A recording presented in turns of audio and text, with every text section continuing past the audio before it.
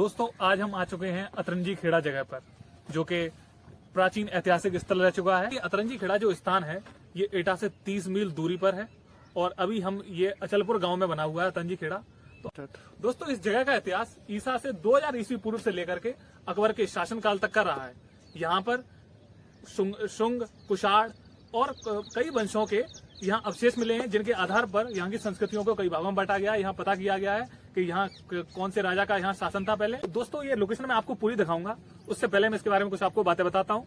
तो दोस्तों यह वीडियो आपके लिए बहुत नॉलेजेबल होने वाला है, तो वीडियो को पूरा देखें। तो चलिए आपको इस बारे में कुछ बात बताता हूँ मैं।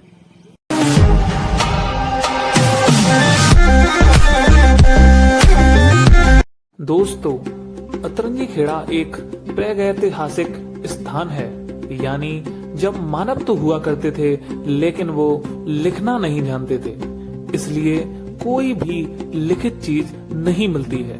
अतरंजी खेड़ा 3960 फुट लंबे और 1500 फुट चौड़े विशाल टीले के रूप में फैला हुआ है। यहाँ छोटे छोटे टेराकोटा के टुकड़े देखने को मिलते हैं, जो उस समय के किले के हैं, जो यहाँ पहले कभी बसा हुआ था।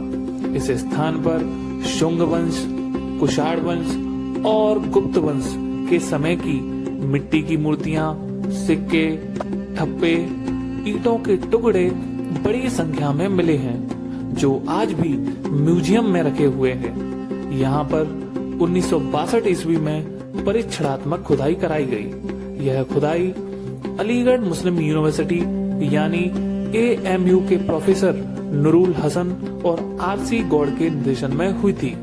यहाँ खंडहर के एक सिरे पर शिवलिंग के अवशेष मिले हैं, जिसमें 5 शिवलिंग मिले। इसमें एक तो 9 फुट ऊंचा शिवलिंग है। अबुल फजल ने आईने अकबरी नाम की किताब में अतरंजी खेड़ा का वर्णन कन्नौज सरकार के एक महल के रूप में किया है। इस नगर की नींव डालने वाले राजा का नाम राजा बेन था। कहा जाता है कि राजा बेन ने मोहम्मद गौरी को उसके कन्नौज युद्ध में हरा दिया था, लेकिन बाद में मोहम्मद गौरी ने राजा बेन को हरा दिया और नगर को तहस नहस कर दिया। इस युद्ध में मोहम्मद गौरी का राजगुरु उलेमा हजरत हुसैन भी मारा गया। अतरंजी खेड़ा के इस खून खराबे वाले इतिहास के कारण ही इस स्थान को अतरंजी खेड़ा कहा जाता है, जिसका अर्थ है अति मतलब बहुत ज्यादा, रंजी मतलब दुश्मनी और खून खराबा। पुरातात्विक विदों के अनुसार यहाँ 2000 ईस्वी पूर्व से लेकर अकबर के समय तक के अवशेष मिले हैं। इस आधार पर यहाँ के समय को 4 भागों में बांटा गया है। नंबर 1 गैरिक मृदांड संस्कृति, जो 2000 से 1500 ईस्वी पूर्व तक रही। नंबर 2 कृष्ण लोहित मृदांड संस्कृति, जो 1450 से 1200 ईस्वी पूर्व तक रही। नंबर 3 चित्रित धूसर संस्कृति, जो 1200 से 600 ईस्वी पूर्व तक रही। नंबर 4 उत्तरी पात्र परंपरा संस्कृति, जो 600 से 50 ईस्वी पूर्व तक रही।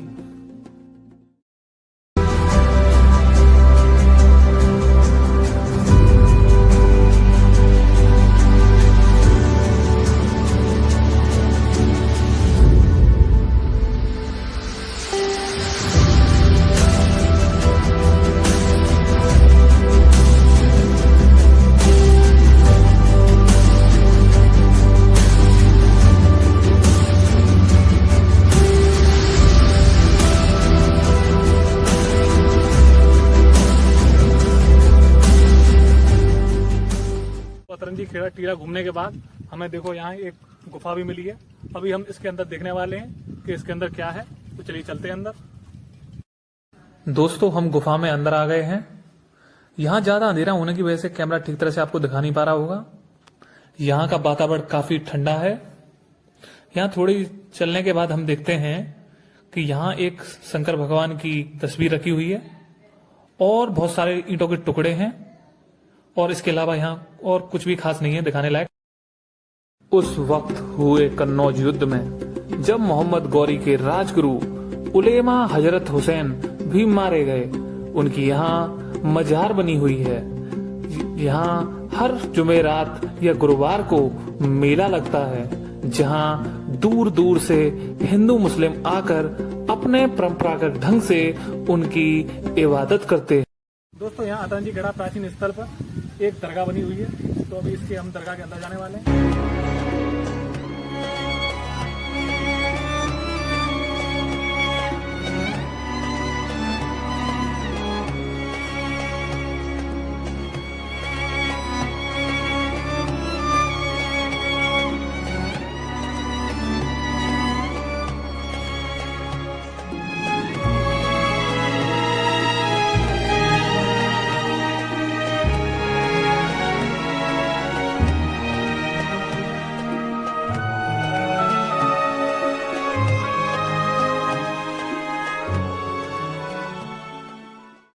दोस्तों, बौद्ध साहित्य के अनुसार ऐसा कहा जाता है कि महात्मा बुद्ध ने अपना 12वां वर्ष यहीं बिताया था। उस वक्त इस नगर का नाम बेरंजा था तथा नगर के राजा अग्निदत्त शर्मा थे। उस समय इस नगर में अकाल पड़ा हुआ था। ऐसी कठिन परिस्थितियों में महात्मा बुद्ध ने पूरा 1 साल इसी नगर में बिताया। तभी से इस स्थान को बौद्ध तीर्थ स्थल अचलपुर, जिला एटा के नाम से जाना जाता है। अतरंजी खेड़ा के पास में ही काली नदी बहती है, जो कि गंगा की सहायक नदी है।